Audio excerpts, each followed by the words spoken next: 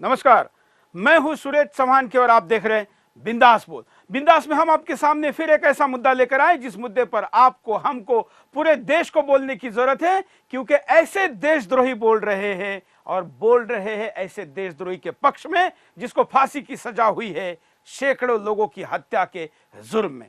जिस व्यक्ति पर सालों मुकदमा चला और सालों मुकदमा चलने के बाद जब उसको दोषी पाया गया, फांसी की सजा सुनाई, उसको बचने के सारे न्यायिक मौके दिए गए, संवैधानिक सारे अधिकार आजमाए गए, उसके बाद उसको फांसी की जब तारीख मुकर्रर हुई तो देश के कुछ देशद्रोही राजनेता उसके पक्ष में धर्म के नाम पर खड़े हो गए। अगर आतंकवाद का कोई धर्म नहीं है तो किसी मुसलमान को फांसी देने की जब डेट तय होती है तो उसको मुसलमान के नाम से क्यों बचाया जाता है, यह सवाल भी बनता है। और आखिर किसी आतंकवादी देशद्रोही की फांसी का विरोध करना देशद्रोही नहीं तो क्या है, यह आज के बिंदास का विषय है। इसी मुद्दे पर आपको, हमको अगले 1 घंटे तक बेखौफ होकर बात करनी है, इतनी ऊंची आवाज में बात करनी है कि इस देश के देशद्रोहियों की आवाज दब जाए। आइए आपके प्रतिक्रियाओं को लेने के पहले मुद्दे को देखते हैं। आतंकी याकूब मेमन फांसी पर लटकाया जाएगा 30 जुलाई को। ये वही आतंकी है जिसने टाइगर मेमन और दाऊद इब्राहिम के साथ मिलकर मुंबई हमलों की साजिश रची। हाई कोर्ट से लेकर सुप्रीम कोर्ट और राष्ट्रपति तक ने आतंकी की दया याचिका खारिज कर दी। कहीं से भी आतंकी को राहत नहीं मिली।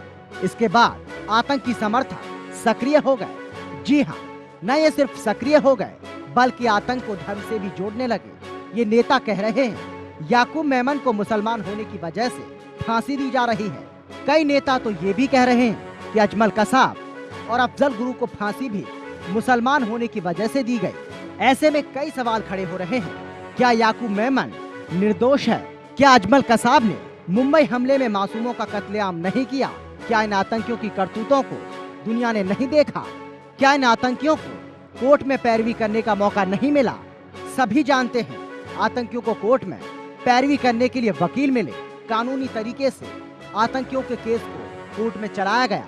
ऐसे में फिर क्यों आतंकियों की फांसी पर सवाल उठाए जा रहे हैं? ऐसे में सवाल उठना लाजमी है, क्यों नेता आतंकियों का समर्थन कर रहे हैं? सभी जानते हैं मेमन बंधुओं और डॉन दाऊद के पास करोड़ों की संपत्ति है।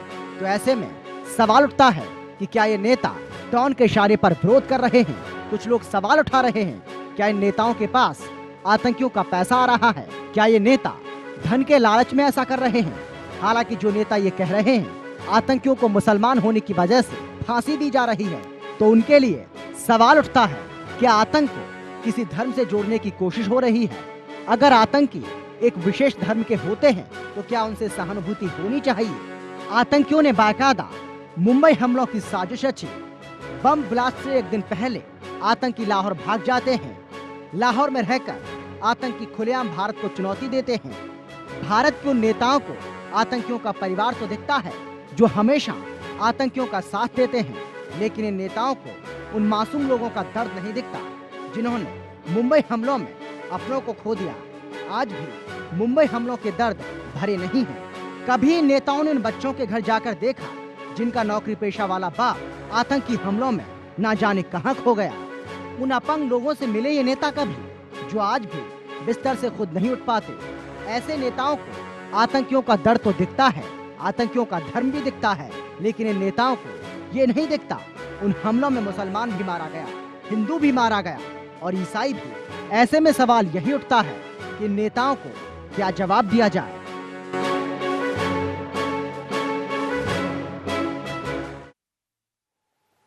तो यह मुद्दा और इस मुद्दे पर बेखौफ होकर बोलना है।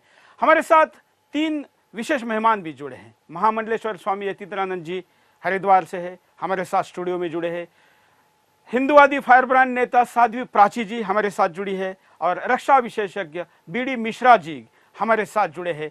हम तीनों अतिथियों के साथ और करोड़ों दर्शकों के साथ इस शो को शुरू कर रहे हैं आपकी प्रतिक्रियाओं के साथ। गेस्ट की ओर आपकी प्रतिक्रिया लेने के पहले नजर डालते हैं कि ऐसे देशद्रोहियों का बचाव करने वाले अबू आजमी क्या देशद्रोही हरकत कर रहे हैं। देखिए, अबू आजमी समाजवादी पार्टी का नेता, हालांकि इसको नेता कहा जाए क्या? इस तरह की चीजें ला करके सांप्रदायिकता फैला करके मार्केटिंग कर रही है। मतलब सरकार जो है अभी प्रचार के जरिए मुसलमानों को खासतौर से बदनाम करने की कोशिश कर रही है। तो मैं इस बात को अच्छी तरह जानता हूं कि याकूब मेमन ने का इस पूरे चार्जशीट में याकूब मेमन ने कोई ऐसा काम नहीं किया है जिससे याकूब मेमन गुनहगार हो। जांच एजेंसी ने इस केस को सही तरह प्रोड्यूस नहीं किया। मुझे नहीं लगता कि इसको फांसी मिलना चाहिए थी। इतनी बड़ी कोई गलती इसकी नहीं थी। ये खुद चल कर आया। यदि कोई आदमी भाग गया और चल कर आ रहा है तो उसे कहीं ना कहीं सपोर्ट मिलना चाहिए। तो ये है समाजवादी पार्टी ने जिस व्यक्ति को संसद में भेजा, राज्यसभा में भेजा, महाराष्ट्र के कुछ मूर्ख वोटरों ने जिसको विधायक बनाया, और समाजवादी पार्टी जिसको नेता कहती है, या अबू आजमी, ये देशद्रोह नहीं तो क्या कर रहा है। आखिर न्यायालय में जब याकूब मेनन को बचने का मौका दिया गया था, बात रखने का मौका दिया गया था, सारी न्यायिक प्रक्रिया को पूरा किया गया था, उसके बाद फांसी हुई है। इसका यह बयान ना केवल न्याय व्यवस्था के खिलाफ है बल्कि राष्ट्रवादी भावना के खिलाफ है, और इसलिए मैं इसको देशद्रोह कहता हूं।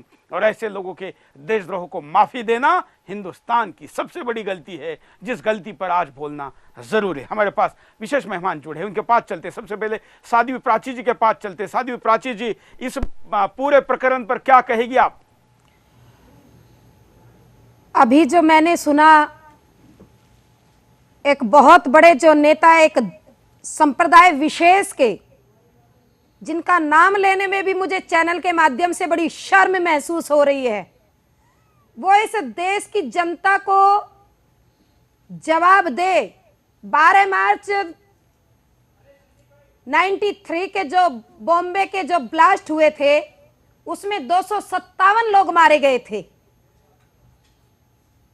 आखिर वो किसी के मां के लाल नहीं थे? आखिर वो किसी के भाई नहीं थे? आखिर उनमें किसी का बेटा नहीं था? राजनीति आतंकियों पर हो रही है। ना आतंकी का कोई धर्म होता है, ना मजहब होता है। आतंकी आतंकी होता है और उसे सरेआम फांसी होनी चाहिए। बिल्कुल। और ये कहने वाले ही खास करके तब बात करते हैं जब बात मुसलमानों की आती है। स्वामी यतीश्वरानंद जी हमारे साथ है। स्वामी जी, आप क्या कहेंगे? ये बड़े और दुख की बात है कि देश का एक अपने को नेता कहने वाला, जिसको अभी आपने दिखाया, अबू आजमी, वो कहता है कि सरकार ने उसको फांसी दी है, जबकि सरकार किसी को फांसी नहीं देती। ये विषय न्यायालय का होता है और न्यायालय कोई भी निर्णय संपूर्ण प्रक्रियाओं से होकर गुजरता है। हाई कोर्ट है, सुप्रीम कोर्ट है, उसमें और किसी भी अपराधी को पूरा मौका दिया जाता है कि वह अपना पक्ष रख सके। मेनन को भी निश्चित रूप से न्यायालय ने वो पक्ष समय दिया होगा, और ये कहते हैं कि मेनन ने कोई अपराध नहीं किया, न्यायालय ने जबरदस्ती उसको फांसी दे दी है। मैं समझता हूँ इससे बड़ा दुर्भाग्य इस देश में क्या होगा कि भारत के सर्वोच्च न्यायालय के निर्णय पर भी उंगली उठाने वाला आज बिंदास घूम रहा है।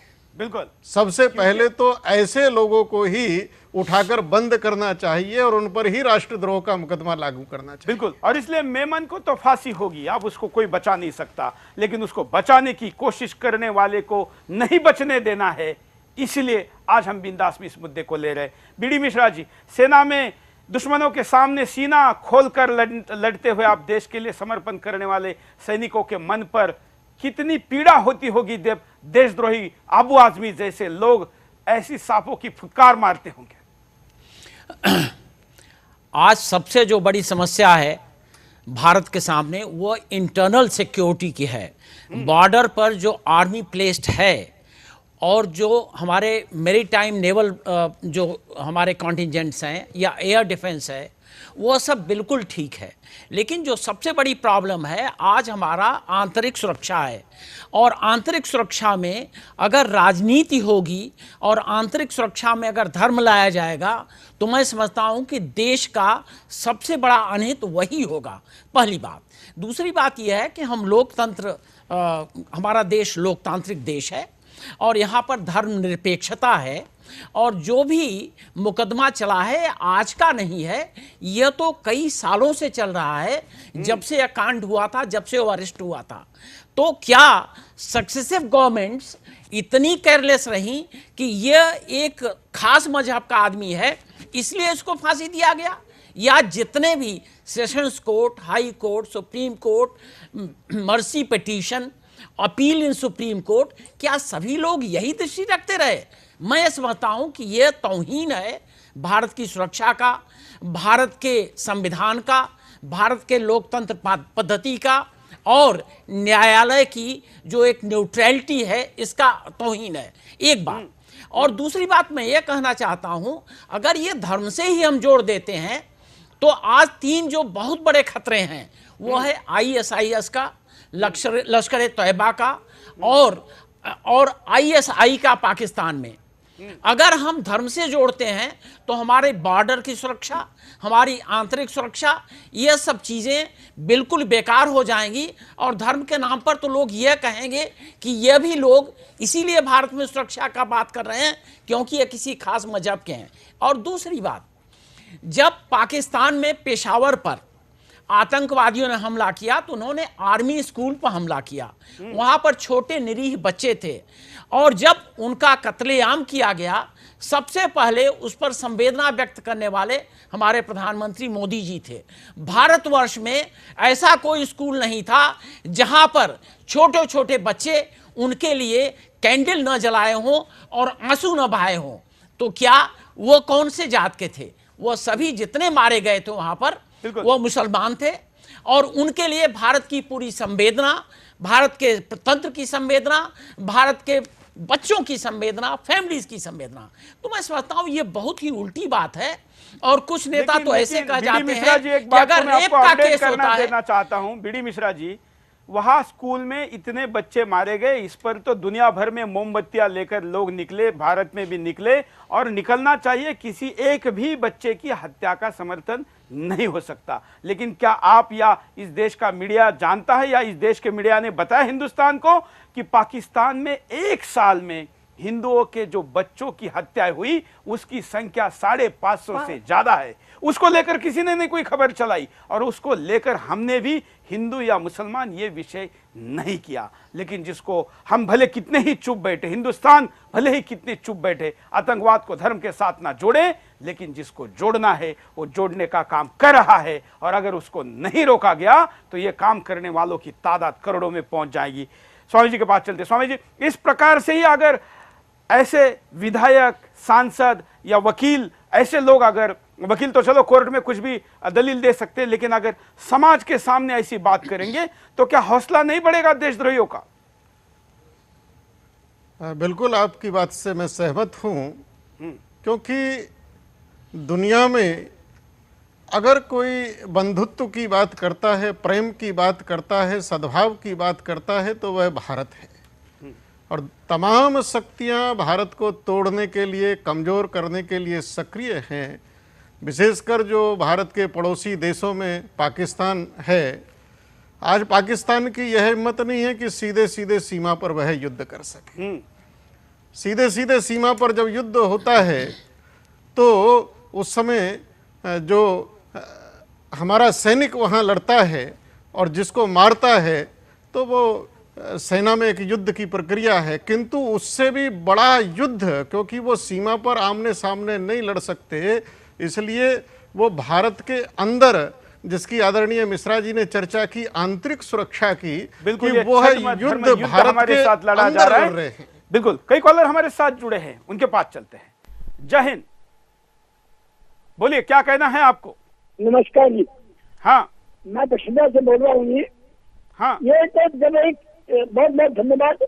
ये जो चोर होता है ना, उसकी जब उसमें सहायता करते हैं तो उसको चोर कहती है। तो देशद्रोही के लिए जो रोता है, तो बिल्कुल धन्यवाद। चोर की सहायता करने वाला भी अगर चोर है, पापी की सहायता करने वाला भी पापी है, तो देशद्रोही की सहायता करने वाला भी देशद्रोही है। लेकिन हमारे यहाँ पर ढीले कानून का फायदा उठाकर ऐसे देशद्रोही खुलेआम घूमते हैं। अगले कॉलर के पास चलते हैं। जय हिंद, बोले बोलिए क्या कहना है आपको? जी नमस्ते नमस्ते प्राची जी को भी नमस्ते। मैं ये बोलना चाहता हूँ, मैं देवरिया जिले से बोल रहा हूँ। मैं ये बोलना चाहता हूँ कि जो ये लोग बोलते हैं कि जो भी बम ब्लास्ट होता है, जो भी कुछ होता है, तो उसमें ये लोग बोलते हैं कि मतलब आतंकवादियों का कोई धर्म नहीं होता है, ठीक है। जब मुसलमान पकड़ा जाता है, फांसी दिया जाता है, कुछ होता है, तो ये लोग बोलते हैं कि नहीं, मुसलमानों को गलत तरीके से फंसाया जाता है। जो कि होता ये है कि हर बार जहाँ कहीं भी बम ब्लास्ट होता है, अभी दूसरे देशों में हुआ है, 115 लोग मरे हैं, या हिंदुस्तान में, पाकिस्तान में, कहीं पे भी देखिए, हर जगह बम ब्लास्ट में सिर्फ मुसलमान ही मुसलमान होते हैं। और इस्लाम बना ही सिर्फ इसलिए है कि हाँ, ये आतंकवाद का ये लोग प्रचार हम करें। धर्म के ऊपर टिप्पणी नहीं करने के लिए अभी कहेंगे। साध्वी प्राची के पास चलते। साध्वी प्राची जी, जिस प्रकार से अबू आजमी और उत्तर प्रदेश के भी जो अखिलेश से भी बड़े मंत्री है, मुख्यमंत्री से भी बड़े मंत्री है आजम खान, वो भी इसके समर्थन में आए हैं, ऐसे कुछ रिसर्च में और कुछ छोटे अखबारों की खबर से पता चला है। तो आजम खान जैसे लोग यही करते रहेंगे? चौहान साहब, पूरा देश आपके चैनल के माध्यम से इस बहस को सुन रहा है और मैं पूरे देश को ये बात बताना चाहती हूँ। अभी मैं नाम नहीं लेना चाहती क्योंकि अभी आप चर्चा कर रहे थे और पूरा देश सुन रहा था, मैं भी उसको बहुत ध्यान से सुन रही थी कि चोर की हिमायत करने वाला चोर होता है, किसी पापी की हिमायत करने वाला पापी होता है, अधर्मी की हिमायत करने वाला अधर्मी होता है, तो आतंकी की हिमायत करने वाला भी आतंकी होता है। और ये बात मैंने आज से लगभग कई वर्षों पहले जब मुजफ्फरनगर कांड हुआ, उस समय मैंने आजम खां के बारे में कहा था। और ये निश्चित रूप से इसकी आप जांच कराइए अपने चैनल के माध्यम से। मैं दावा करती हूं कि आज तक जितने भी आतंकियों को फांसी दी गई, उनका सबका इन्होंने किसी का भी विरोध नहीं किया कि ये अच्छा हुआ, देश हित में हुआ। इन्होंने सबका समर्थन किया इन आतंकियों का। इसलिए इनकी गतिविधियों से पता चलता है कि ये कहीं ना कहीं इन आतंकी घटनाओं में, इन आतंकी गतिविधियों में कहीं ना कहीं ये शामिल है। और जब इस तरह के लोग शामिल है तो लगता है कि गम उनका नहीं जो मौजों में तूफान के मारे डूब गया, रोना तो उनकी किस्मत का जो बैठ किनारे डूब गए। अगर हम अपने कर्तव्य को निभाते हैं, हम अगर आवाज उठाते हैं आपके चैनल के माध्यम से, तो तब कहते हैं कि ये विवादास्पद बयान देते हैं। आज अगर उत्तर प्रदेश के अंदर कोई देशद्रोहिता का काम कर रहे हैं तो वो आजम खां कर रहे हैं, लेकिन उत्तर प्रदेश सरकार में साहस नहीं है कि उनके खिलाफ एक शब्द भी बोल सके। ऐसे हालात हो रहे। तो आतंकियों को समर्थन करना कहीं ना कहीं शक की सुई आती है। इनकी जांच होनी चाहिए जो आतंकियों का समर्थन कर रहे हैं। आखिर क्यों, किस लिए? जिनकी मां के लाल गए, जिनकी गोद सूनी हो गई, जिनके सिंदूर चले गए, जिनकी राखियां, जिन बहनों की राखियां उजड़ गई, उनका आखिर क्या होगा? क्या वो किसी के लाल नहीं थे?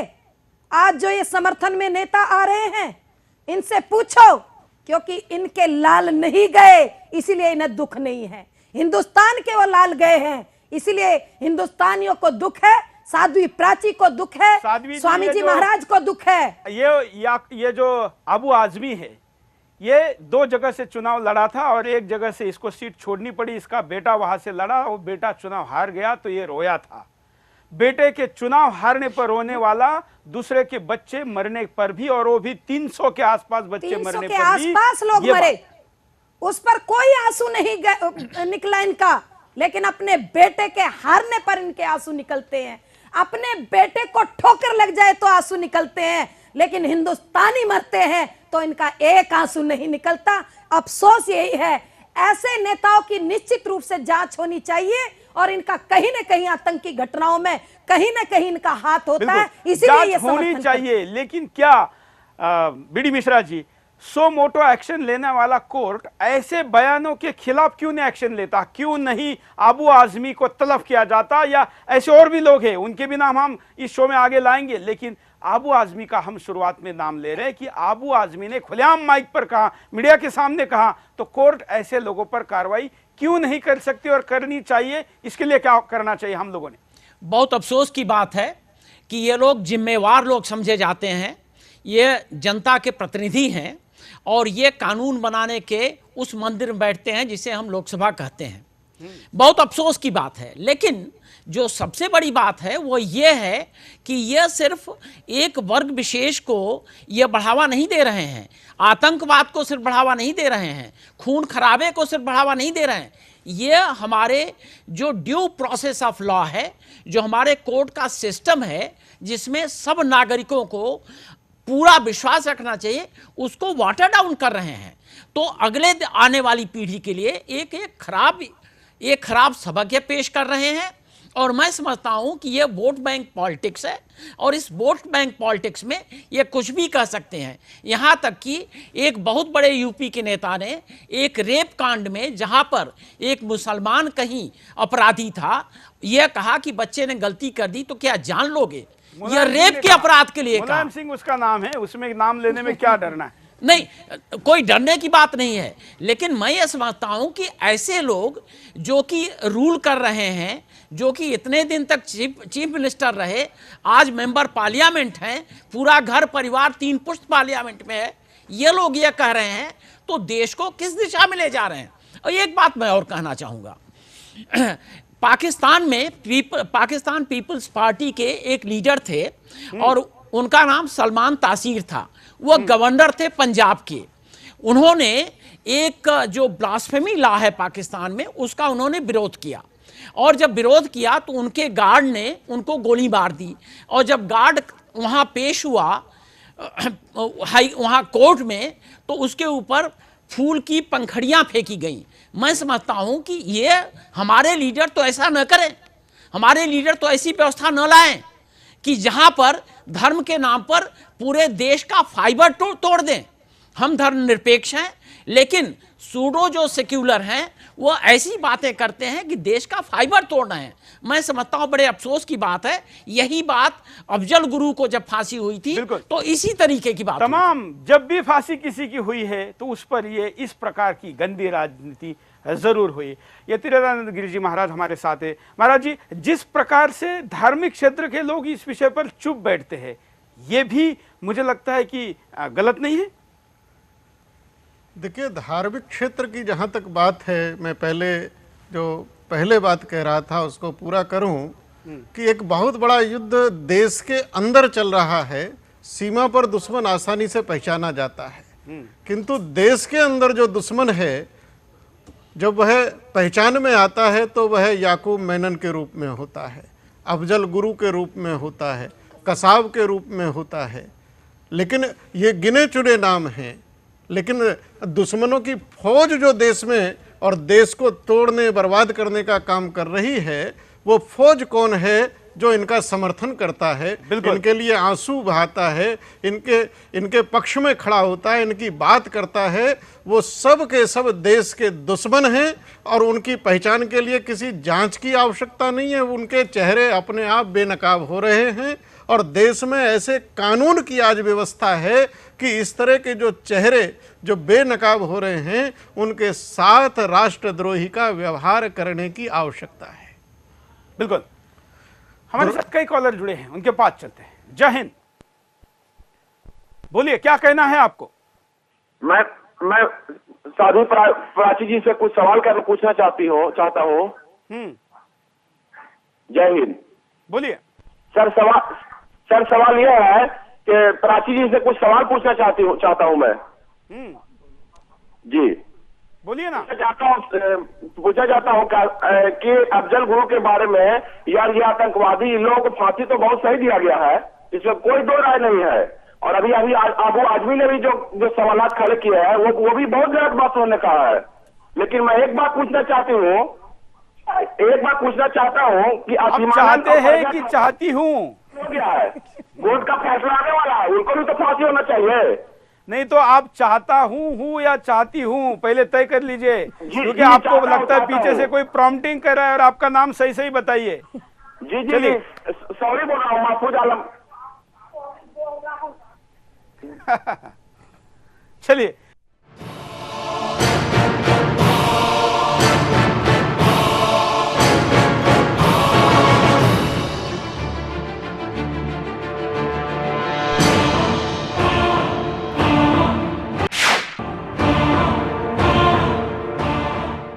बाद आपका एक बार फिर से स्वागत है। आप देख रहे हैं बिंदास बोल, और बिंदास में हम आपके सामने मुद्दा लेकर आए कि देशद्रोहियों का बचाव करने वाला देशद्रोही नहीं तो आखिर कौन है, और तमाम उन नेताओं को भी दिखा रहे हैं जो देशद्रोही आतंकवादी का पक्ष ले रहे हैं। जिसको बचाने की बात कर रहे हैं उसकी करतूत क्या है, ग्राफिक से आपको समझाते हैं। मेमन का षड्यंत्र।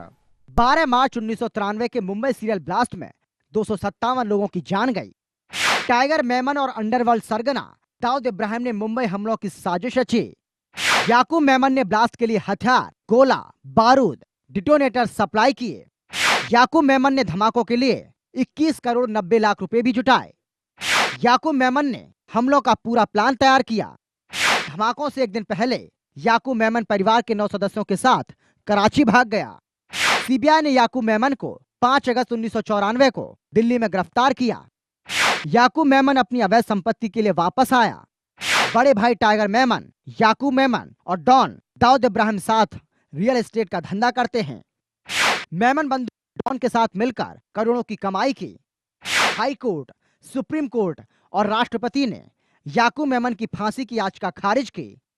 याकूब मेमन का पूरा नाम याकूब अब्दुल रज्जाक मेमन है। याकूब मेमन पेशे से चार्टेड अकाउंटेंट है। याकूब मेमन को नेपाल पुलिस ने काठमांडू से गिरफ्तार करके सीबीआई को सौंपा। याकूब मेमन अपने भाई टाइगर मेमन के साथ गैर कानूनी फाइनेंस संभालता था। फांसी की सजा सुनाए जाने के बाद से मेमन नागपुर सेंट्रल जेल में बंद है। मेमन के वकीलों ने फांसी की सजा को उम्र कैद में बदलने की मांग की थी। कोर्ट के मुताबिक याकूब मेमन, टाइगर मेमन और दाऊद इब्राहिम मुंबई धमाकों के मुख्य षड्यंत्रकारी हैं। इतना सब कुछ होने के बाद भी लोग कहते हैं कि प्रक्रिया पूरी नहीं हुई और मुसलमान है इसलिए सजा दी जा रही। ऐसे आतंकवादियों के एक और वकील और सांसद माजिद मेमन क्या कहते हैं, देखिए। बता रहा है कि कुछ इसमें आपसी सरकार की तरफ से कुछ एक्स्ट्रा इंटरेस्ट लिया जा रहा है कि इस मामले में याकूब मेमन का मामला है इसलिए इसको तुरंत निपटा दो। उचित इसलिए नहीं होगा कि जब तक के सारी लीगल और जुडिशल प्रोसीडिंग्स एंड पॉसिबिलिटीज़ को पूरी तरह से ख़त्म नहीं होने दिया जाए तब तक एग्जीक्यूशन का सवाल नहीं पैदा होता। पहले से तैयारी कर लेना कि हमें पता है कि 21 तारीख को डिसमिस होने जा रही है सुप्रीम कोर्ट में, इसलिए हमने 30 तारीख तय कर ली। इसका एक तमाशे की तौर पर जा रहा है, इसका मैसेज गलत जा रहा है। ये देशद्रोहियों के वकीलों के लिए जाने जाते हैं, क्रिमिनल लॉयर के लिए कहा जाता है, क्रिमिनल केसेस को डील करते हैं, लेकिन खुद ही क्राइम कर रहे, देश के खिलाफ बोल रहे। भले तकनीकी आधार पर एक कानूनी बात करे, लेकिन बात तो देशद्रोही की जुबानी लग रही है। साध्वी प्राची जी, आखिर ऐसे लोगों को प्रतिष्ठा और सांसदी मिलती कैसे है? बिल्कुल बिल्कुल ठीक आपने क्वेश्चन उठाया है, और मैं इससे पहले बोल चुकी हूं, जो चोर की हिमायत करता है वो चोर होता है, राष्ट्रद्रोही की जो हिमायत करता है वो राष्ट्रद्रोही है। चाहे उसमें नेता हो, वकील हो या उसका संगी साथी कोई भी हो। ये राष्ट्रवादी कांग्रेस के नेता जो अभी बोल रहे थे, बिल्कुल पार्टी का नाम राष्ट्रवादी है, राष्ट्रवादी कांग्रेस, और इस तरह के ये राष्ट्रवादी कांग्रेस के नेता यही काम करेंगे, आतंकियों को समर्थन देंगे, राष्ट्रद्रोहिता को बढ़ाएंगे। इसके अलावा ये कुछ नहीं कर सकते। क्योंकि मुझे एक बात याद आ गई कि लोहे की कुल्हाड़ी में अगर लगा लकड़ी का हत्था ना होता तो पेड़ के कटने का रास्ता ना होता। वो वंशद्रोही जाति, वो कुलद्रोही जाति, वो लकड़ी के साथ जब मिल गई तो बिल्कुल पूरा का पूरा पेड़ कट गया। आज राष्ट्रवाद को ऐसे ही खतरा इन ऐसे वकीलों से, ऐसे नेताओं से, आज देशद्रोही नेताओं से खतरा पैदा होता जा रहा है, और इनका मुंह तोड़ जवाब देना पड़ेगा। और समाज को एकत्रित, अच्छे लोगों को, क्योंकि बुरे लोग जब संगठित हो रहे हैं तो मैं समझती हूं हिंदुस्तानियों को, देशभक्तों को इकट्ठा होकर के इनका मुंह तोड़ जवाब देना होगा, और ये आज की जरूरत है। बिल्कुल। बीडी मिश्रा जी, ये सांसद है और पूरी न्यायिक प्रक्रिया पर ही सवाल उठा रहे कि सरकार का इंटरेस्ट है, कह रहे सांसद होते हुए न्याय प्रक्रिया पर, सम्मानीय न्याय प्रक्रिया पर सवाल उठाना कितना सही है? क्या इसके लिए कोई कार्रवाई नहीं हो सकती? देखिए, माजिद मेनन की कई बातें समझ में नहीं आती हैं। पहली बात तो यह है कि अगर एक क्रिमिनल लॉयर है और किसी क्रिमिनल का ये मुकदमा लड़ता है तो जो भी कहना चाहता है क्रिमिनल के बारे में, ये एक कोड ऑफ कॉन्डक्ट है, मानी जा सकती है। दूसरा, लेकिन वो कोर्ट के अंदर कोर्ट के अंदर। दूसरा, मेमन, माजिद मेमन, यह हो सकता है याकूब मेनन का कोई भाई बंद हो, रिश्तेदार हो, नाम एक ही है, तो यह भी हो सकता है कि इसलिए सपोर्ट कर रहा है। लेकिन जो सबसे बड़ी यह बात, एब्सर्ड बात यहां पर सुनाई पड़ रही, वो ये है कि इंडिया में तो अजमल कसाब को भी ड्यू प्रोसेस ऑफ लॉ के तहत, जो पाकिस्तान का क्रिमिनल, पाकिस्तान का आतंकी, जो कि आतंकवाद करते हुए पकड़ा गया, उसको भी ड्यू प्रोसेस ऑफ लॉ से एग्जीक्यूट किया गया था। और यह कहना कि इसमें सबसे बड़ी विडंबना इनको यह लग रही है कि डेट डिक्लेयर कर दी गई है, क्योंकि ये जो इसका मामला है यह शायद नामंजूर होगा। लेकिन इसमें सोचने की बात यह है कि ऐसी कोई कड़ी नहीं है विधान की, प्रोसीजर की, जो इसको याकूब मेनन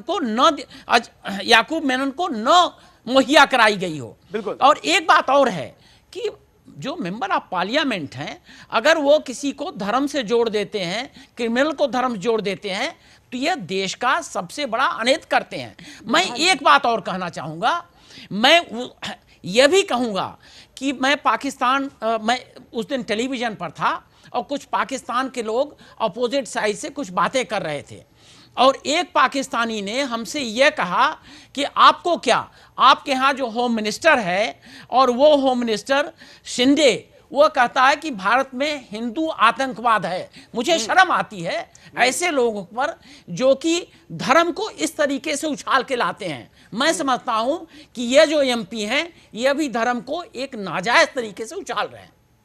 बिल्कुल स्वामी जी, ऐसे लोगों को समाज प्रतिष्ठा देता है, राजनीतिक दल तो देते ही देते हैं, समाज भी देता है, उसको कैसे रोकेंगे? आज बहुत बड़ी आवश्यकता है कि इस प्रकार की मानसिकता का दमन होना चाहिए।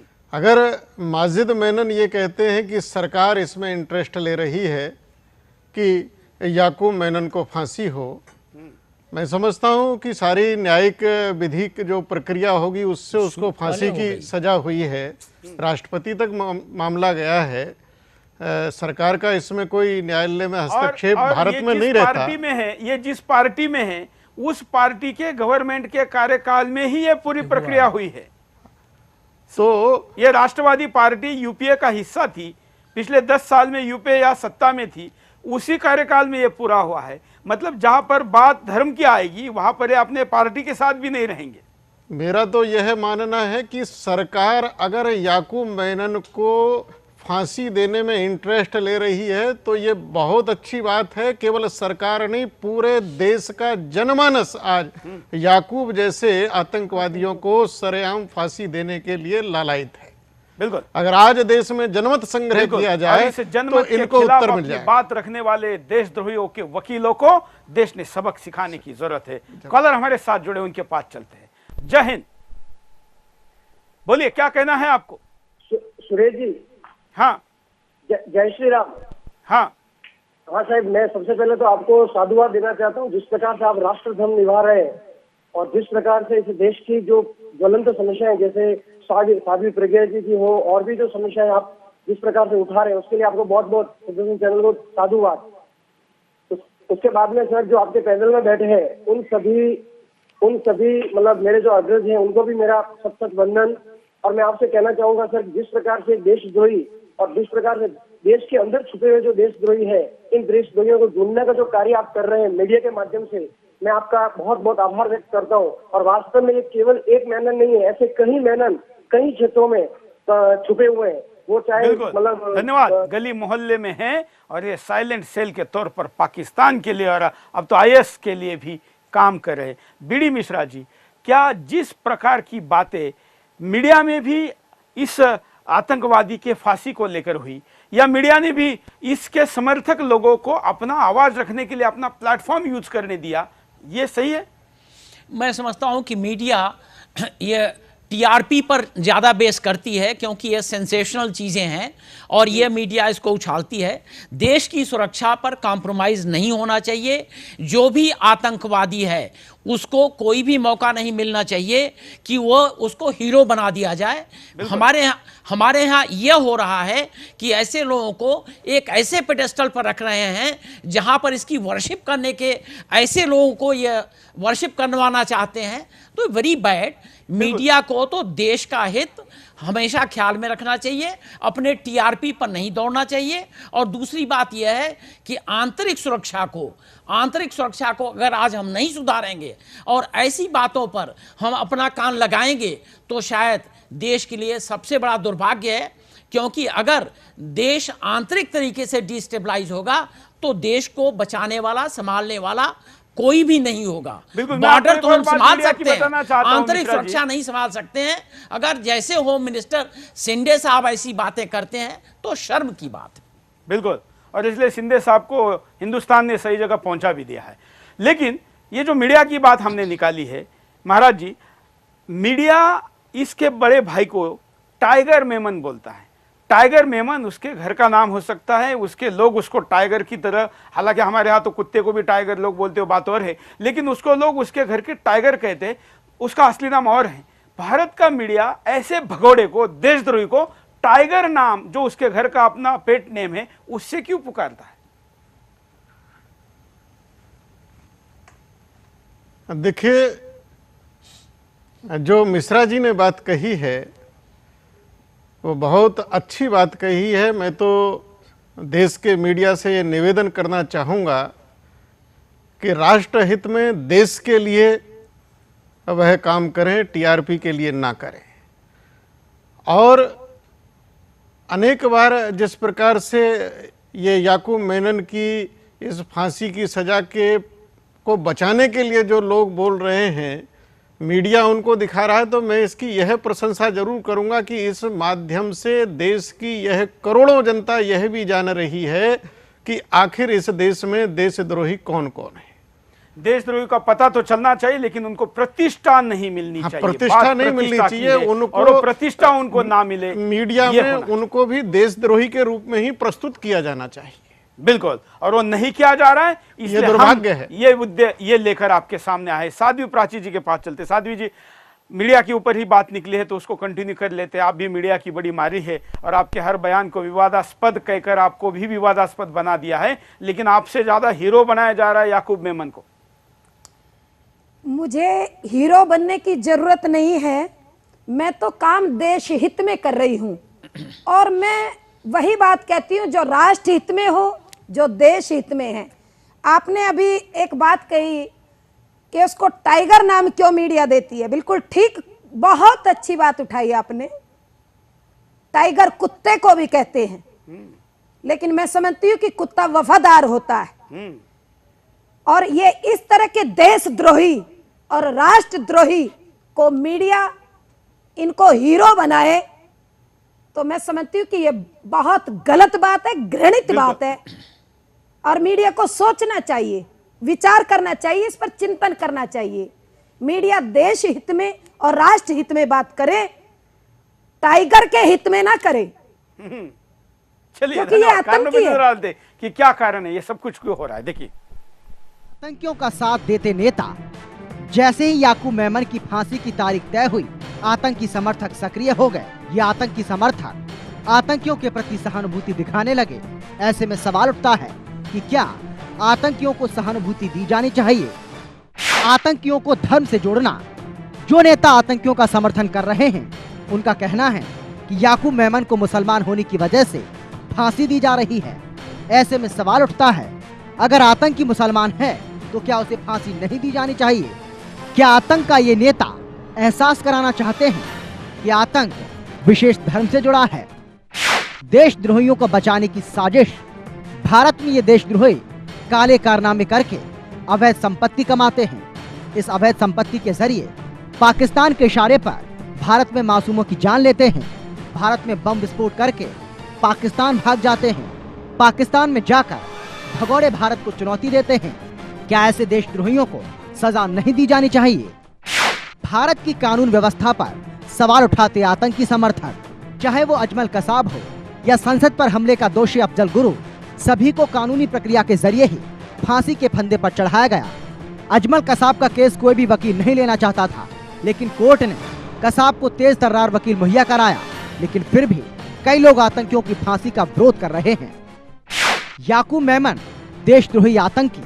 याकूब मेमन मुंबई हमलों के लिए धन और असला बारूद मुहैया कराता है। हमले से एक दिन पहले मेमन अपने परिवार को लेकर कराची भाग जाता है। क्या ऐसे आतंकी को समर्थन देना चाहिए? क्या ऐसे आतंकी किसी धर्म से जुड़ा हो सकता है? क्या ऐसे आतंकी को फांसी पर नहीं लटकाया जाए? कॉलर के पास चलते हैं। जय हिंद, बोलिए। हाँ सुरेश जी नमस्कार, जय हिंद। हाँ अशोक पांचाल, दिल्ली से आदर। बोलिए। सुरेश जी, मैं एक बार जामा मस्जिद गया था जब कसाब ने हमला किया था मुंबई पे। हाँ। और वहाँ मीना बाजार में जाके जब मैंने देखा तो वहाँ पे खूब थोड़ी चर्चा हो रही थी। 2 दिन बाद की बात है, चर्चा हो रही थी वहाँ पे कि भाई ये हमारे मतलब किसी मतलब कुछ ऐसी बात चल रही थी, तो वो दोष कम दे रहे थे इनको को। उसके बाद फिर जब मैंने उनको बताया कि भाई मरने वालों में 75 आदमी थे और उनमें 17 या 18 आदमी मुसलमान थे मरने वाले।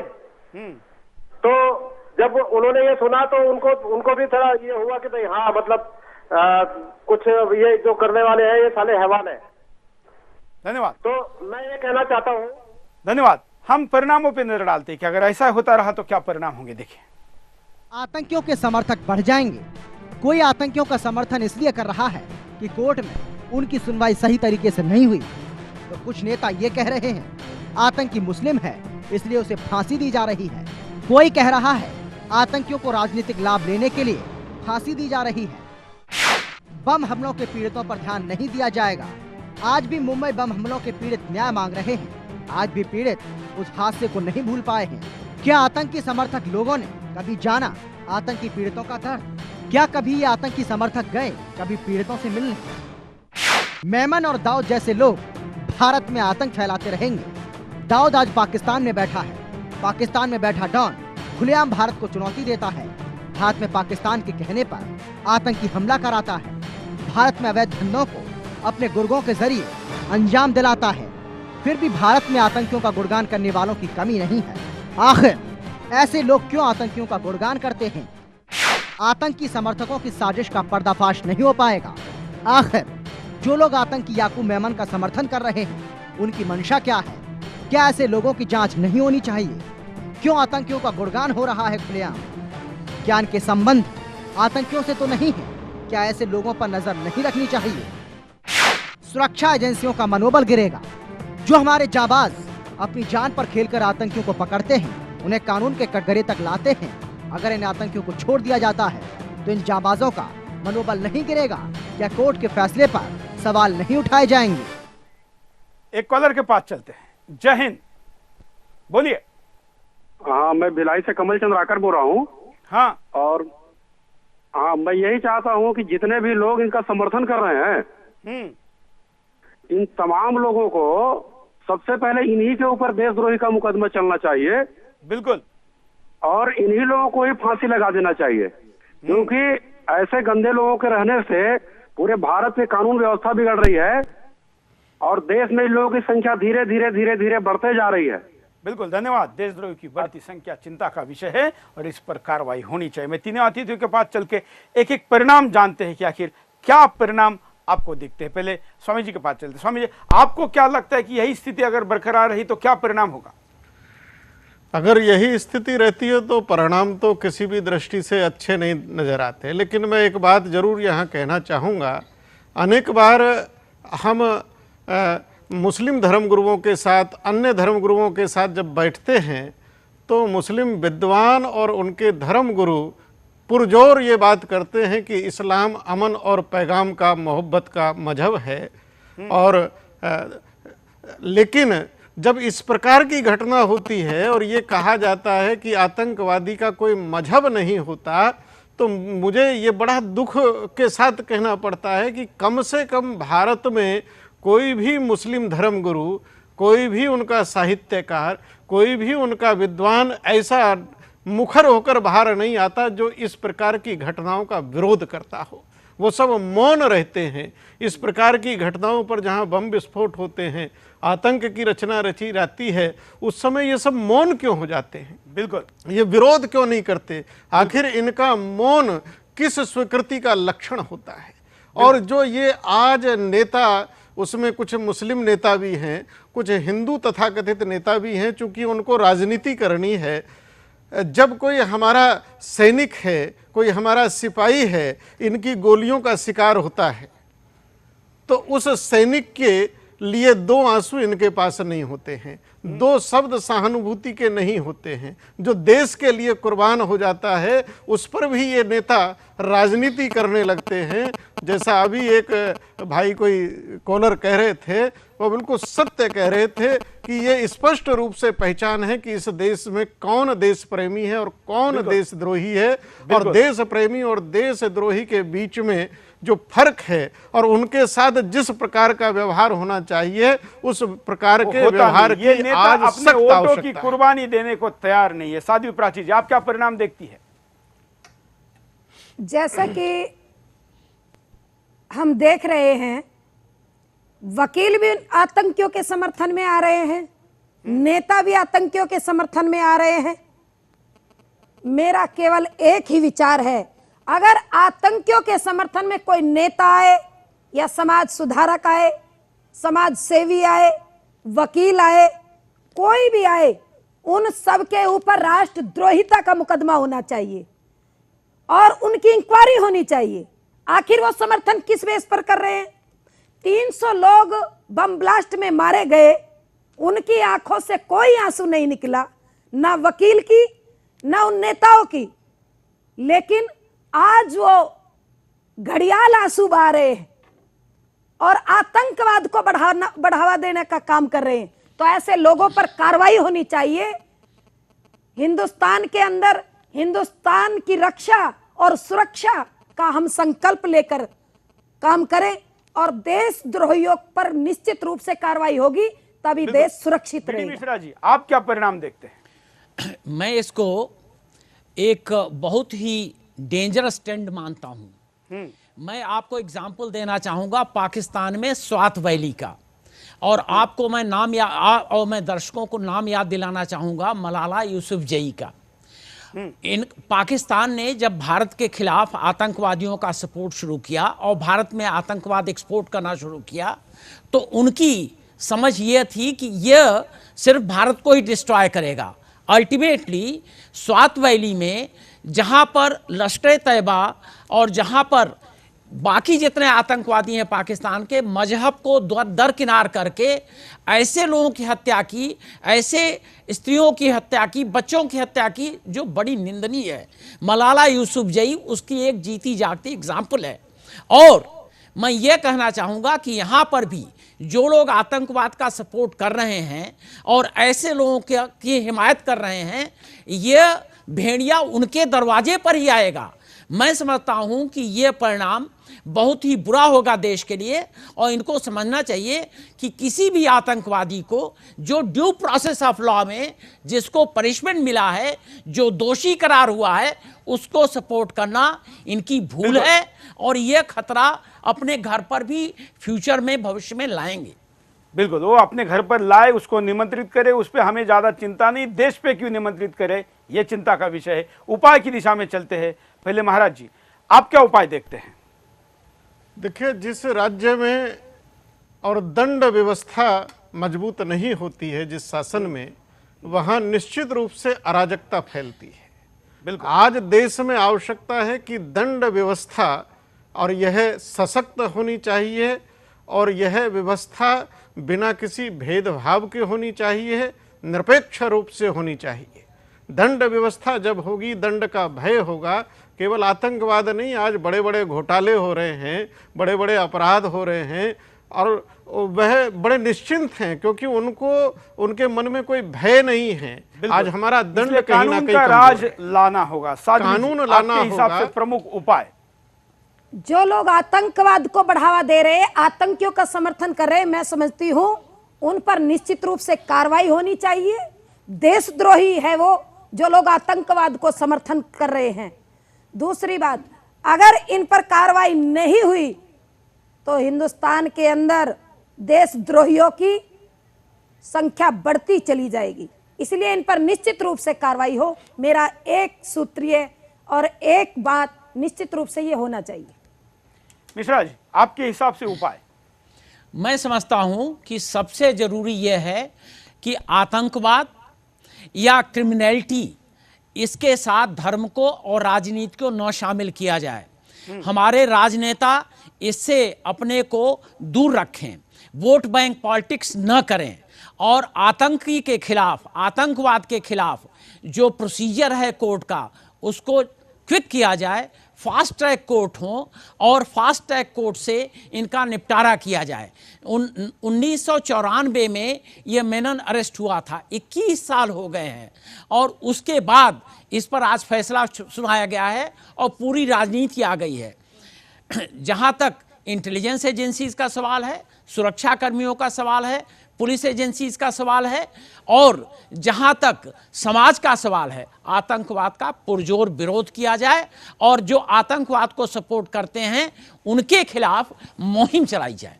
बिल्कुल, उपाय पर नजर डालते कि क्या उपाय हो सकते हैं। देखिए, आतंकियों को आतंकवाद फैलाने की सजा मिले। जो आतंकी साजिश करके भारत के मासूम लोगों की हत्या करते हैं, भारत के खिलाफ देशद्रोही साजिश रचते हैं, क्या ऐसे लोगों को सजा नहीं मिलनी चाहिए?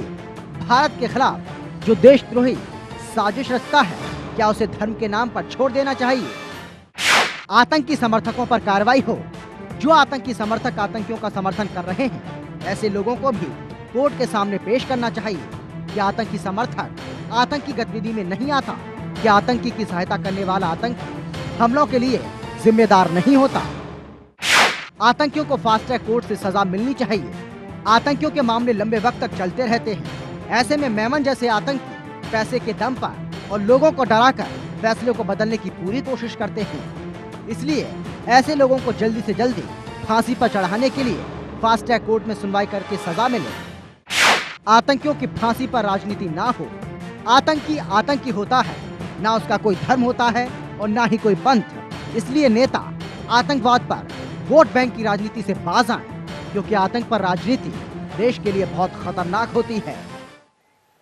आपके द्वारा भेजे गए जो उपाय है वो भी हमने आपके सामने दिखाया और हमने अपेक्षा की कि इस मुद्दे के द्वारा हम उस आतंकवादियों को भी लोगों के सामने लाएं जो बाहर रहकर वकील के नाम पर या राजनेता होने के नाम पर आतंकवाद को बढ़ावा दे जा रहे हैं।